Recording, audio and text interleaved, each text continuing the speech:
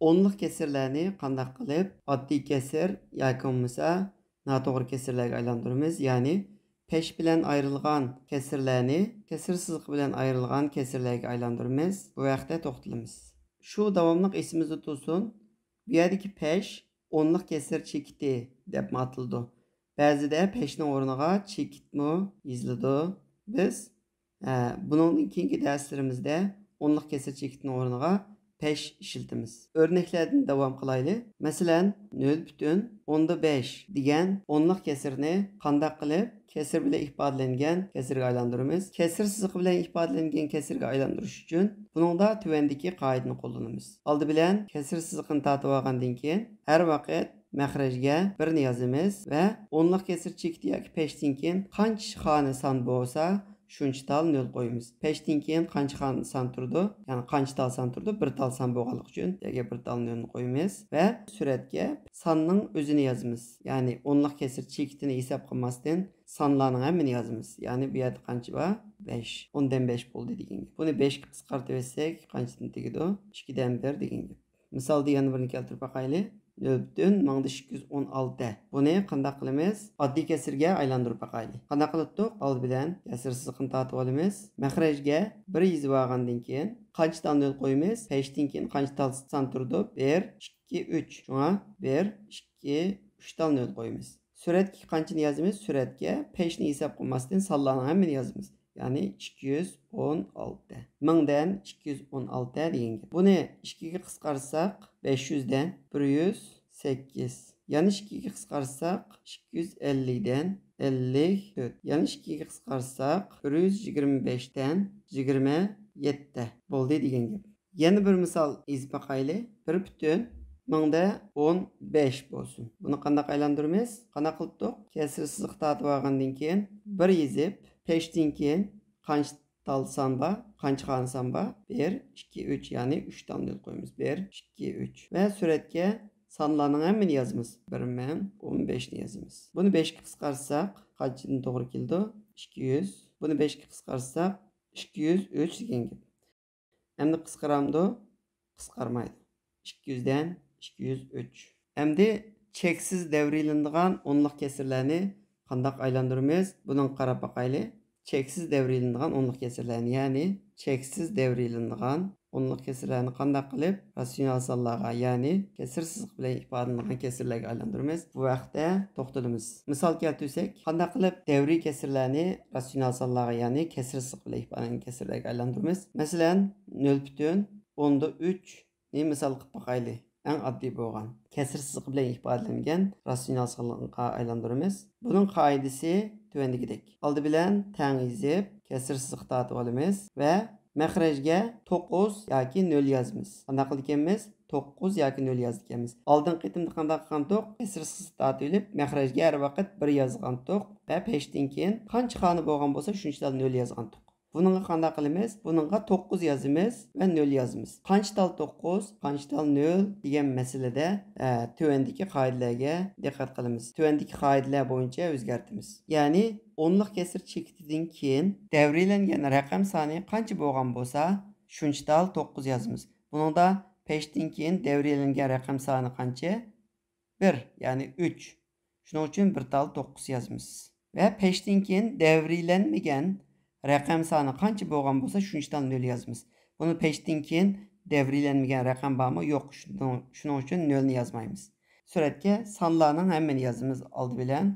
Ya'ni sonlarning hammasi 3 degan gap. Peshnimi va davriylik siziqini hisob qilmasdan sonlarning hammani yozamiz. Ya'ni 3 ni yozamiz. Va buningdan elib o'tamiz. Davriy siziqi qo'yilmagan raqamning oldidagi raqamlarning hammani elib o'tamiz. Ya'ni 3 ning oldida davriy siziq qo'yilmagan sonlar qaysi? 0. 0 ni elib o'tamiz. Ya'ni bu 9 dan 3 bo'ldi degan gap. Buni 3 ga qisqartsak qanchadan to'g'ri keldi? 3 dan 1 degan gap. Darvaqa 3 dan 1 degan oddiy kesirni onluq kesirga aylantirib baqsak, birini qanchaga bo'ldik? 3 ga bo'ldik. 1 3 ga yetmaganlik uchun 0 qo'yib, chekit qo'ydik. Onluq kesir chekit qo'ydik yoki 5 qo'ydik va bir 0 ni ichdik. 10 ning ichida qanchadan bor? 3 dan bor. 3 kere 3 9. 10'dan 9 nasıl 1'si kaldı. Yani okşaş 1 boğalık için yani önüne açtık. 3'ten ba yani 9. Yani 1'si işip kaldı. Ve bu şekilde devamlaşıyordu. Şuna boğalık için bu kança giden 0,13 degan devrilik san degan gap. Yani bir misal keltirib bakaylı. 1,121 deydigan devriy kesirni aylantirib bakaylı. Bunu devrilengen san qancha? Devrilengen raqam 1. Bunu qanday aylantirdik? Oldi bilan teng yezib, kesir siziqini tortib olgandan keyin ostiga 9 yozamiz. Qancha tal 9 yozamiz? Peshdan keyin faqat bir tal sonning ustida, ya'ni bir tal raqamning ustida devriylik siziqi bo'lganligi uchun bir tal 9 yozamiz. Peşten keyin, yani onluk kesir çektiğinden keyin bir tal sanның ustida hech nim bo'lmaganlik uchun, ya'ni bir tal son devriylik bo'lmaganlik uchun, bir raqam devriylik bo'lmaganlik uchun bir tal 0 yozamiz. Tugdi. Endi sonlarning hammani yozamiz. Ya'ni onluk kesir çektiğini ve devriylik siziqini hisob qilmasdan sonlarning hammani yozamiz. Bu bosma 121. Bundan elibitimiz, qanchani elibitimiz? Devriylik siziqi bo'lmagan raqamlarni, ya'ni devriylik siziqi bo'lgan raqamning oldidagi raqamlarni elitimiz. U bosma qancha? 12. Bu qancha bo'ldi? 121 dan 12 ni elib etsak, 109 va 90. 109 bilan 90 qisqarmaydi. Shuning uchun shu pet qo'yib qo'yamiz. Darvaqa 109 ni 90 ga bo'lsak, 1,121 bir devrilingan holatda chiqadi. Yana ilgirligi holda bir misol ko'rib boqayli. 2,15. Bu yerda 15 devrilengan bo'lsin. İki raqam devrilengan bo'lsin. Buni qanday aylantiramiz? Kesir teng yozamiz. Kesir siziqini tortib olgandan keyin qancha tal 9 yozamiz? 2 tal 9 yozamiz. Ya'ni 2 tal raqamning ustida devriylik siziqi bor. Shuna bo'lganligi uchun 2 tal 9 yozamiz. Ya'ni 99. Peşten keyin, ya'ni o'nliq kesir chektidan keyin bir tal sonning ustida eshim bo'lmaganligi uchun bu yerga bir tal 0 yozamiz. 990 bo'ldi degan gap. Endi qanday qilamiz? Endi hamma sonni yozamiz. Ya'ni peşni yoki o'nliq kesir chektidan yoki devriylik siziqini hisob qilmasdan sonlarning hammani yozamiz. Bu bosma 2015. Bundan elibitimiz devriylik siziqining oldidagi sonlarni, ya'ni u bosma 20. 2015 dan 20 ni elib etsak, qanchasi qoladi? 1995 va 990 degan. Endi bugungi o'tilgan darsimizni yig'inchoqlab boqayli. Bugungi o'tilgan darsimizda biz nimalarni so'zildik?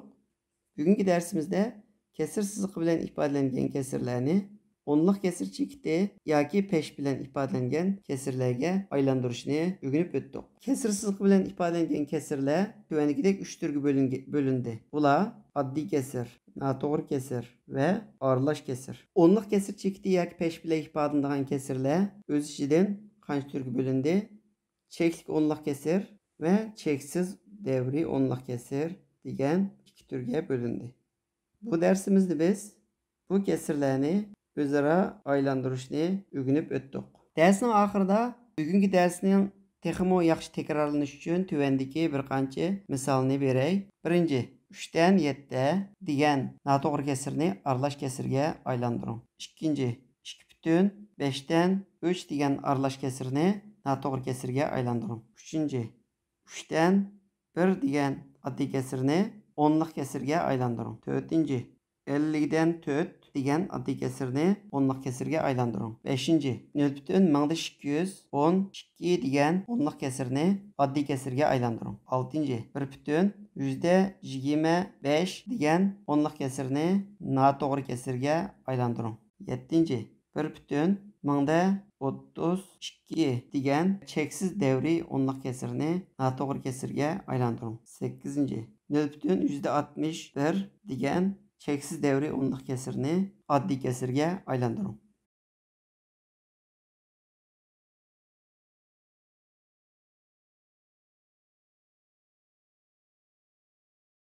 Darsimizni ko'ngil qo'yib anglag'aninglar uchun rahmat.